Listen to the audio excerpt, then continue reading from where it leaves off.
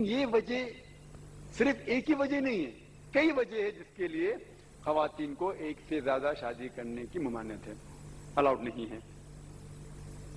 Second reason, science ہم یہ کہتا ہے کہ مین از مور پالیگیمس in nature then the woman, مطلب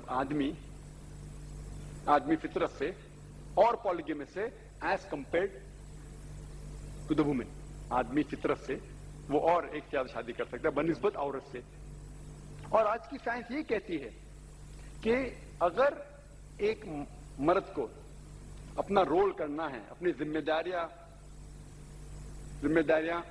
پوری کرنا ہے، اسے ممکن ہے کہ وہ ایک سے زیادہ شوہر کی ذمہ داری ایک ساتھ میں نبھا سکتا ہے۔ اگر اس کی ایک سے زیادہ بیوی ہے تو ایک سے زیادہ شوہر کی ذمہ داریاں وہ نبھا سکتا ہے بنسبت ایک عورت، کیونکہ اس کو مینسٹریل سائیکل ہوتے ہیں۔ There are mental changes going on in a boy, especially in the menstrual period, جو حیض کی حالت میں جو مینسٹریل چینج ہوتے ہیں، اس سے ممکن ہی نہیں ہے کہ ایک سے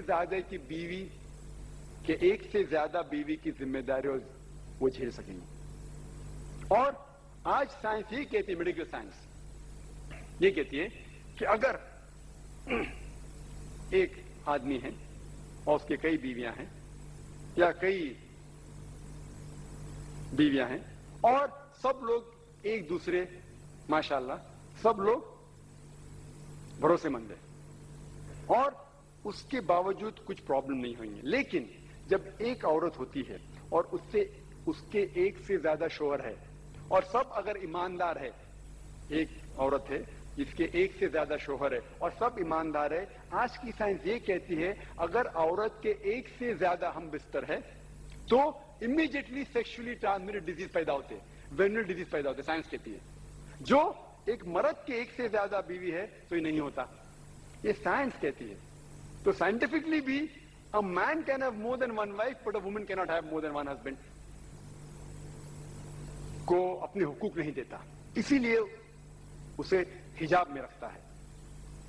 اسلام ڈیگریڈز دا وومن، اسلام خواتین کے حقوق نہیں دیتا، اسی لیے اسے حجاب میں رکھتا ہے۔ ہسٹری آف بیبلونین سیویلائزیشن، اس میں یہ لکھا ہے کہ جب بھی کوئی مرد قتل کرتا تھا اس کو سزا ملنے کے بدلے اس کی بیوی کو سزا ملتی تھی۔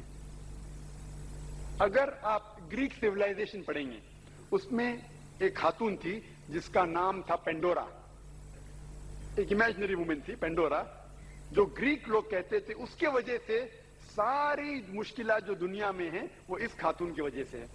ان کا ایک تصور تھا جو غلط تھا، اور اس گریک سیویلائزیشن میں خاتون کی عزت نہیں تھی، ویشیا پنا کافی کامن تھا، عام تھا۔ اگر آپ رومن سیویلائزیشن پڑھیں گے اس کے اندر بھی nudity and prostitution was very common, ننگاپن اور ویشیا پنا بہت عام تھا۔ خواتین لوگ صرف مزے کے لیے استعمال کیے جاتے تھے اور چھوڑ دیے جاتے تھے۔